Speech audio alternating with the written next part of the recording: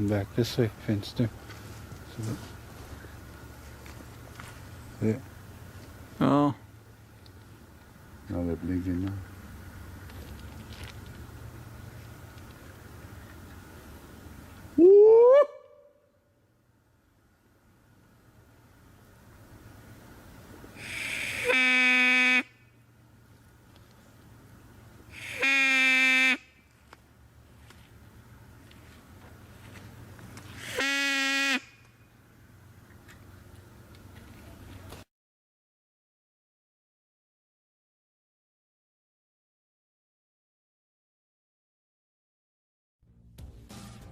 Walking back there. Yeah. This guy still won't move.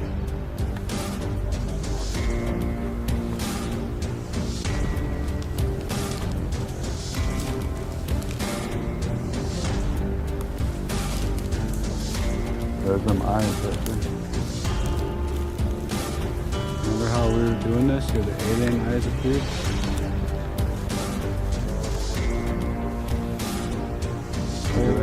Oh, there we go. Like this. And the bigger eyes appeared now.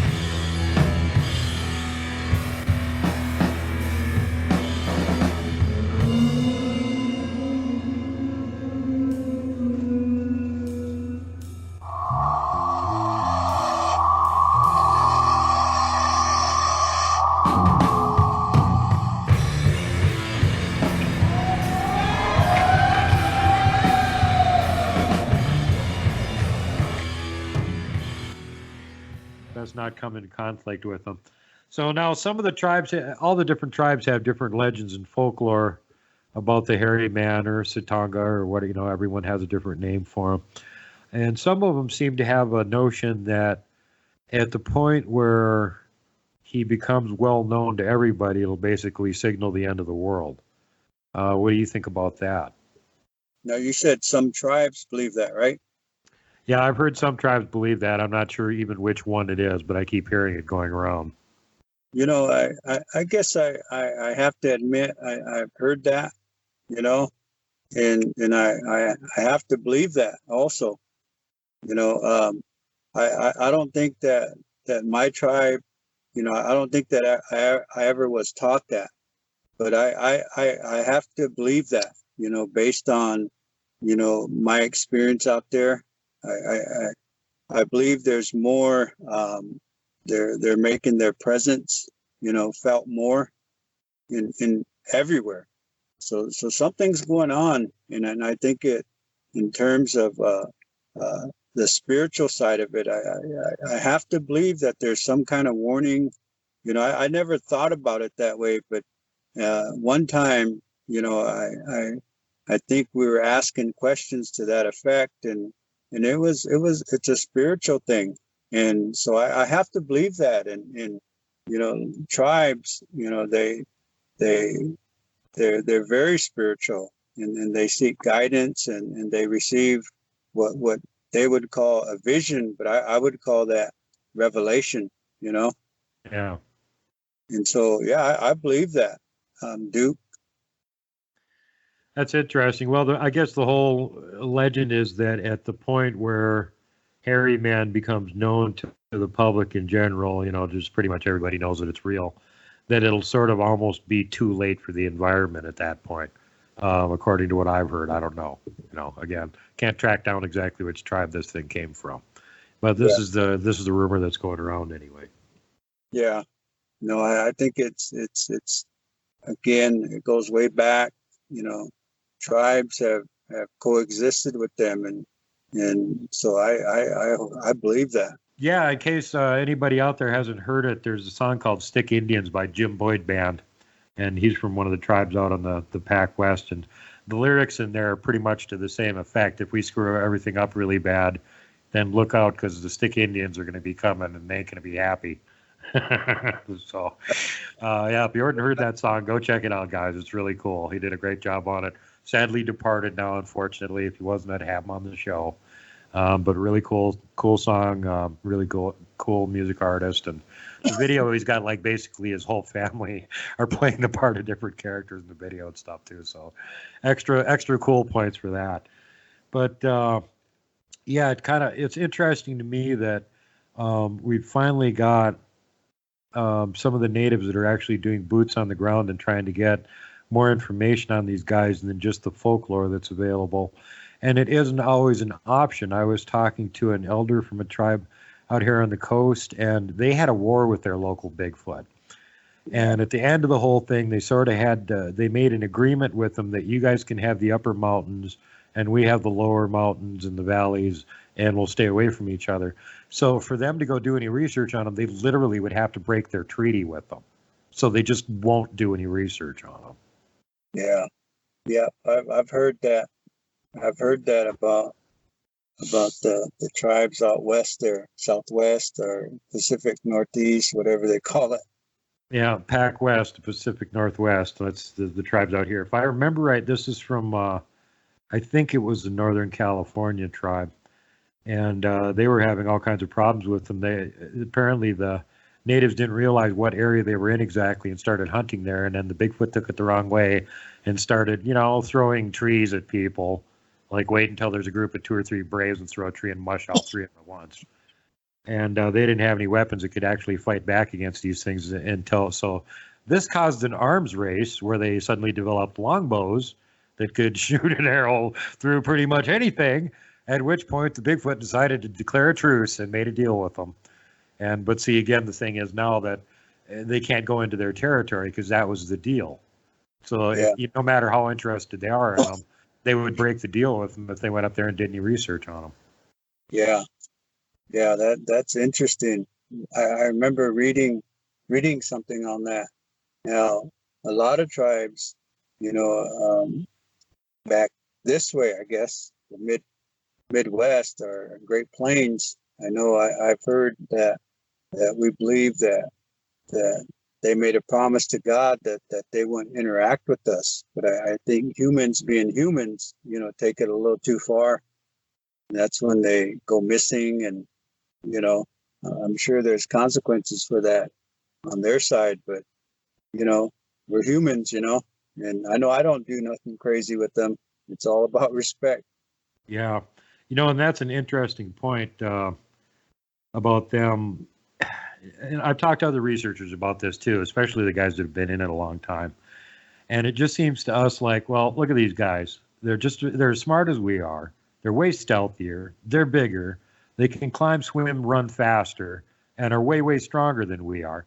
They can sneak right up on us and twist our heads off if they wanted to. What's holding them back? Why aren't they coming forward and just taking over?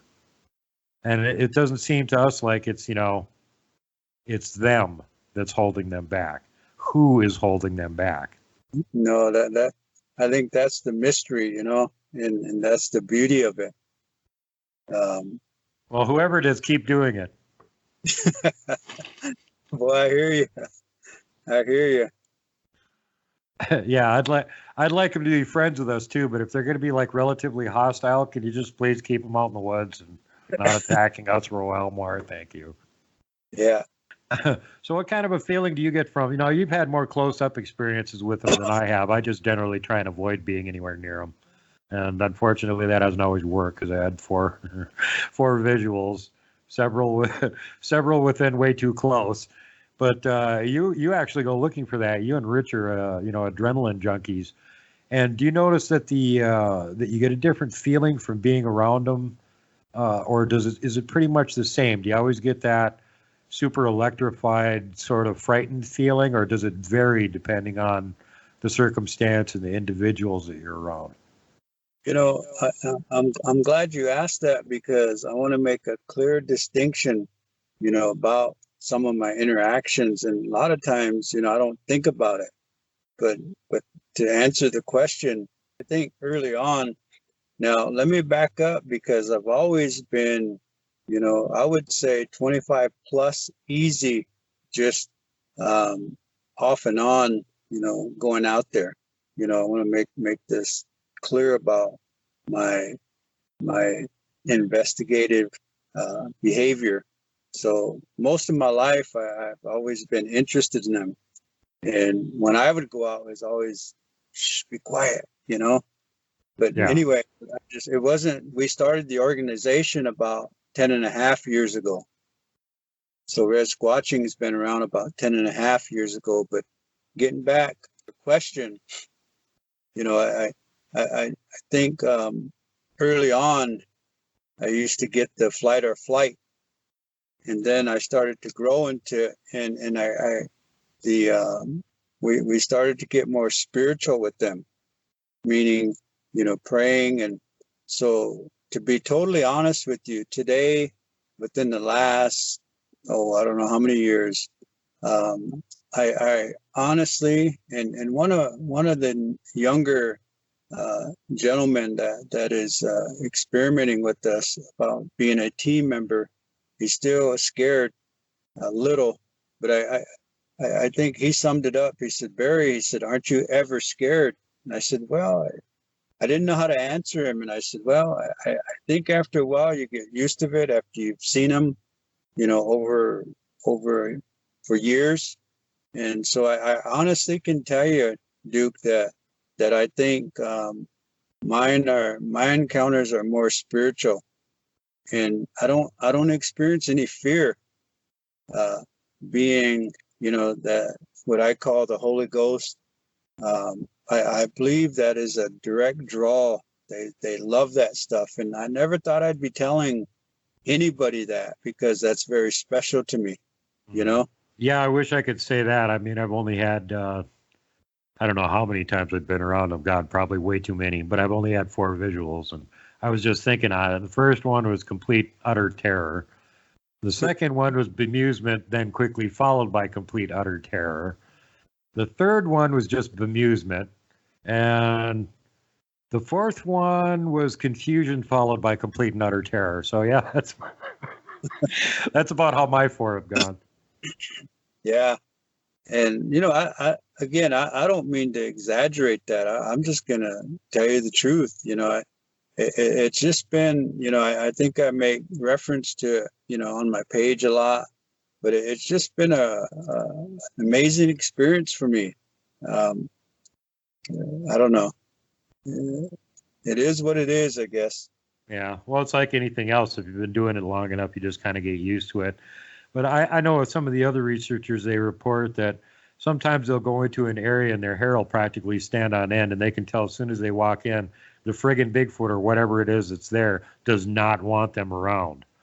And then there's other times they could be walking into the same area and they're hearing, like whoops and wood knocks and snaps and stuff, and it doesn't seem like there's any threatening aura whatsoever. And as far as they know, it's the same Bigfoot, Drew. Yeah. Yeah. Well, in fact, Duke, I'm going to an area tonight where Rich, Paul, my son, and myself, we went in there, and it just like a jungle. And I don't mean to exaggerate that. Something actually jumped out of a tree, just woof, woof, woof, started running away. It was that was wild. So, I get it. I've heard that one before. We were walking up a hill where somebody had had a sighting, and I was going up the hill to investigate a little bit more. And then I heard this heavy impact, like somebody dropped a car out of a tree. And I went, well, I'm just going to go back down the hillside now. Oh yeah, man. Yeah, it was pretty obvious what that was. Well, I can't think of anything that's that heavy that would be up in a tree other than a Bigfoot. So I think I'm just going to go back down the hill now. Yeah. I didn't hear no footsteps running away, but there sure was a heavy thud when it landed. And that was the second time I've heard that. And Yeah. that's another thing we should bring up. People don't generally think about that. They climb really well, and it doesn't matter how big they are, as long as the tree can support their weight, they can climb it. They Yeah. can be following you through the treetops and be just as silent as they are on the ground. Yeah, I agree, man. And most people never think of that. For God's sakes, if you're in an area where you think there's Bigfoot around and you got big timber, look up. Yeah. Yeah. Even the little ones will do that stuff. There's been video captures of that before too, where somebody's just walking along randomly videotaping, and there's a couple of squatchlets up in that tree up above you. You didn't even notice them. Yeah. Show Me Sasquatch, I think, on Bigfoot Anthropologist. He got a little piece of film, and it's like a second and a half, and they slow it down. There's a Bigfoot running across the top of the hillside, and directly above him, there's like two squatchlets playing in the branches of the trees. Yeah. I didn't even see it at the time. He just accidentally caught it on film. Now I'm gonna stop you right there, Duke. I was thinking about it today. I thought, 98.9% of the time, I hear that people have seen them, as they're running by, or for a second, and here I thought, what could I talk about? What's interesting about what happens with me, and a lot of things came to mind, but the interaction that I have, I would challenge anybody to come to my hometown. I'll put you up in a cabin. I'll feed you if I have to, but to come and witness the interaction that I have, the bond, the trust that I have with the juvenile, it's just incredible. And that I don't hear a lot of people talk about, and I'm not trying to put myself up here, but it's just amazing, Duke. And I welcome you down here, brother. Oh, I'm definitely planning on coming at some point. You're invited to come up here and visit the big mean ones up in the mountains with me too. But it seems to me like I don't know if it's just your peaceful, respectful approach or what exactly you can attribute it to. That's probably it. But it seems like you guys have a lot better relations with the Bigfoot that you're around than a lot of these other researchers do. Well, With a lot of them, they have multiple places and stuff, and it's just kind of a crapshoot. They don't know what they're going to run into on any specific time that they go into an area. Well, Duke, let's give credit where credit's due. That's my ancestors. I specifically researched out, some of the key aspects to what the Omaha, my people, believed, and I believe I'm just reconnecting with them, through our Omaha approach, and that's the beauty of it. I heard one guy, and I like this little, what do you call it? A phrase. I cracked the code. Cracked code. So Yeah. do you guys have legends about? Are you one of the tribes that used to actually trade with them and stuff before that kind of stopped? Yeah. The Midwest tribes. I heard from a lot of, Sioux shaman, a lot of medicine men that all the tribes in the Midwest bartered with them and traded with them. And then obviously the classic, when the white man came, then they just went into hiding, Yeah, it seems. Well, me and Rich have talked about that, and our general theory is that basically it was disease. Yeah. Because it brought over the diseases from Europe. It wiped out a lot of the natives there had just been a huge disease outbreak right before we got here too, which made it even worse because a ton of people had died from that. Then we showed up with the Northern European diseases that none of the locals had any resistance to, and that killed off a ton more of them.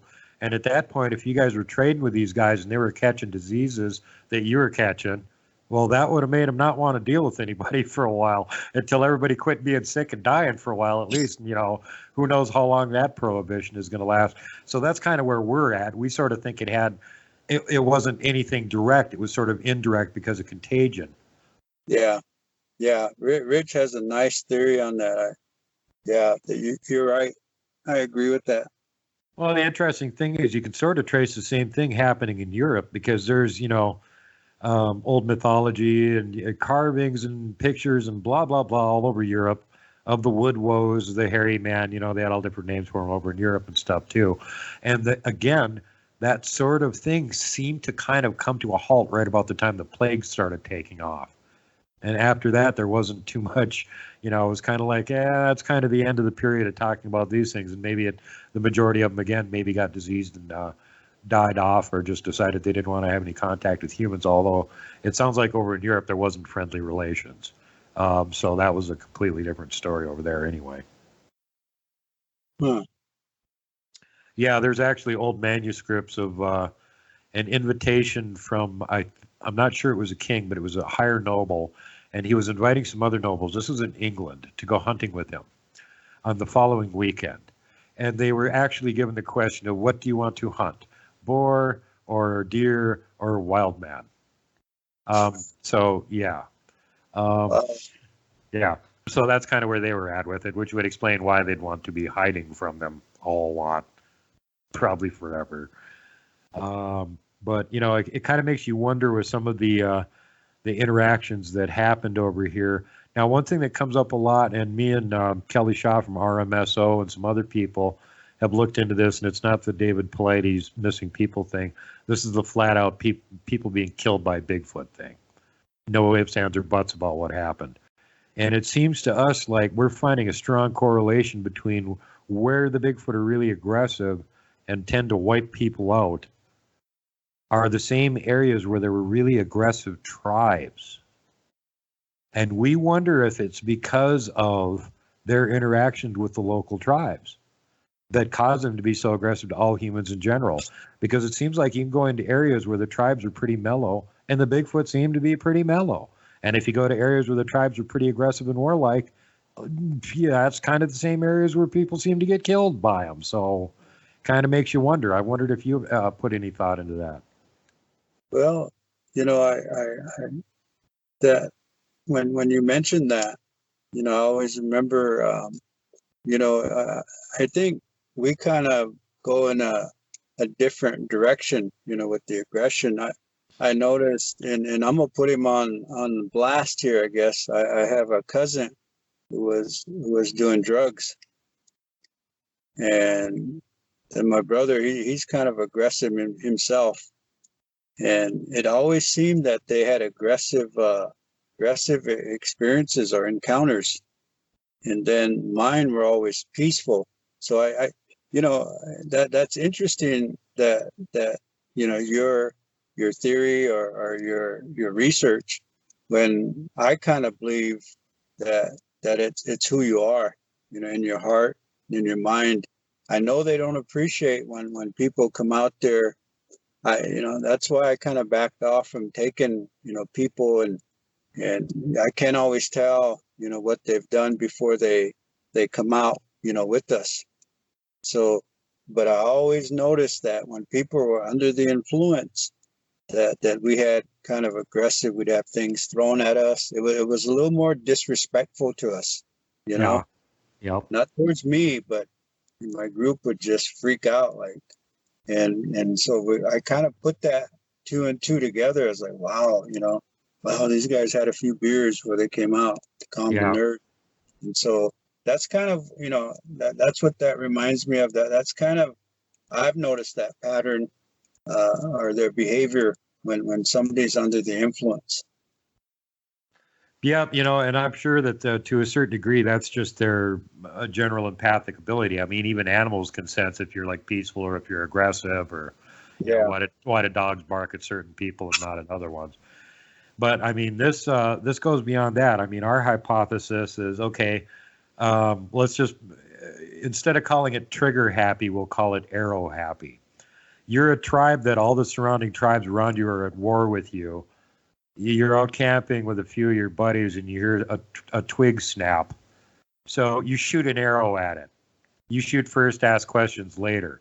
Well, what if it's a Bigfoot? See what I'm saying? So it could be that it was just that because they were so worried about, neighboring hostile tribes being at war with them all the time, they just shoot at anything that was two-legged and moved because it had to be an enemy tribe, somebody from the enemy tribe. And maybe, Bigfoot was getting caught in the crossfire, which would be, and even observation, look at these guys are killing each other. Damn, we don't want to get near them.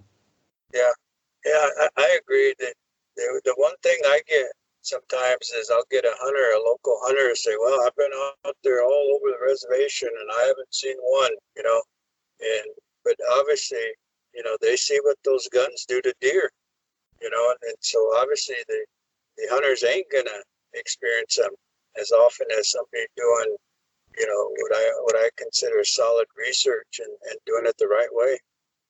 Yeah, that's another thing that's becoming obvious to me after, enough zillion years of doing this, that there seems to be a strong correlation between the researchers that go out there without a gun and seeing Bigfoot more often or being able to get closer to them.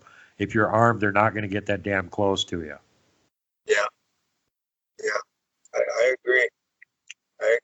Then there's obviously other variables such as, maybe one time I swear there was something special happening, and my brother and my cousin they got something thrown at them, and that was interesting. But I really believe that there was a birthing going on or something was going on because they weren't allowing us, and we respectfully backed off, and knowing that something was going on special with them, so they weren't going to let nobody in there.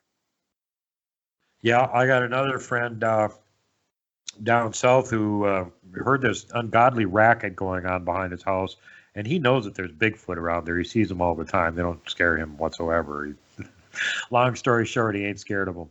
But this wasn't like normal Bigfoot sounds. This is some other kind of thing, was just making a hellacious racket. And then there were some Bigfoot sounds that started coming in too, like maybe a Bigfoot was fighting with something else. And he tried to go outside and get closer to it, and one of the juveniles, probably about 7 feet tall, stepped out from behind the barn and cut him off and wouldn't let him go any further into the woods. Really? Yeah, like, no, you don't get to go out in the woods. You stay right here where you're safe. Wow, it's cool.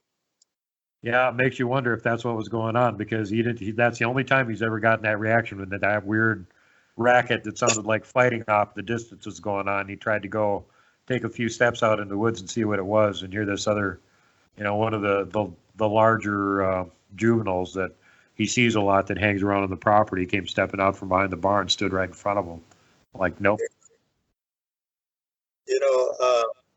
I know we're about ready to wrap it up, but let me make one quick point about, the behavior. My 45-minute encounter face to face, about 30 yards. I say 20 minutes just because, I don't want to sound like I'm exaggerating, but within that time frame, I've learned so much about them, and I always go back to this, Duke, because when I say I learned a lot about them, the eyes rotate. He actually erased himself from my niece's phone as she was recording him, which blows my mind. At the same time, the movements, the behavior, the body language told me a lot, and it was very human-like. Just incredible, dude. And so that's kind of my what I would call, my people believe that they're people.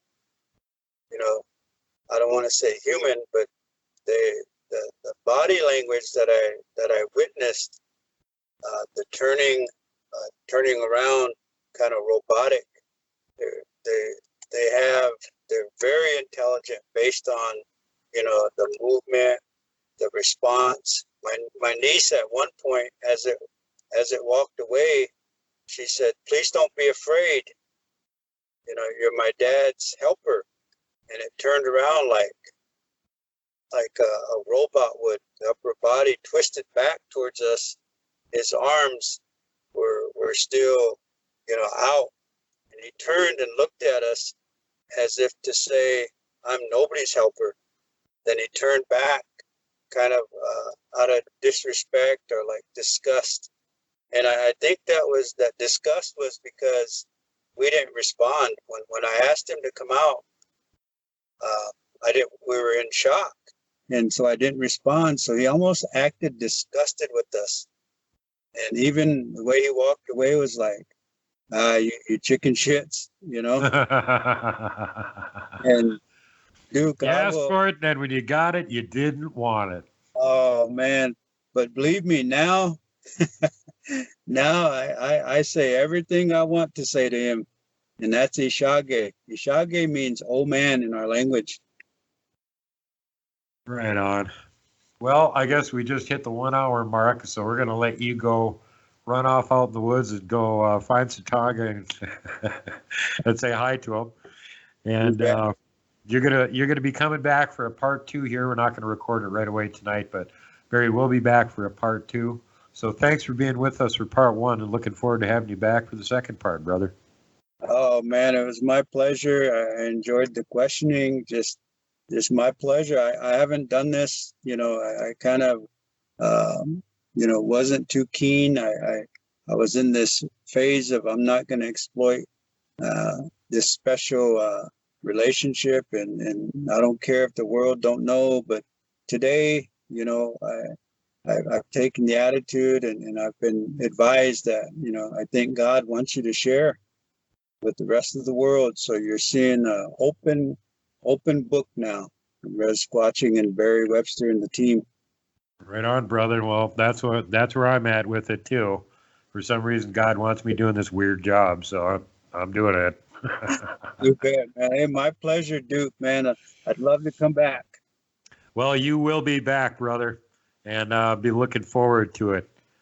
Meanwhile, everybody else now, don't forget to click like and share the show with your friends if you really liked it. That really does help.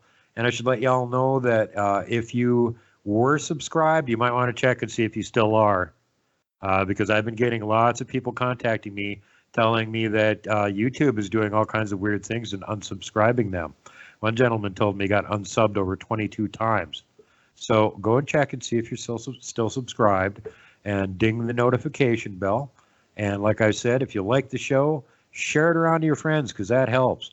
If you want to go one step further and actually help fund the show, because I am not monetized on YouTube. I have no funding whatsoever that's automatic coming in for the show. It's all just the kindness of the viewers that like the show. So if you want to help support it, you can do so at paypal.me/World Bigfoot Central. And with that, everybody have a great night, and I'm looking forward to having you back for the next installment of World Bigfoot Radio.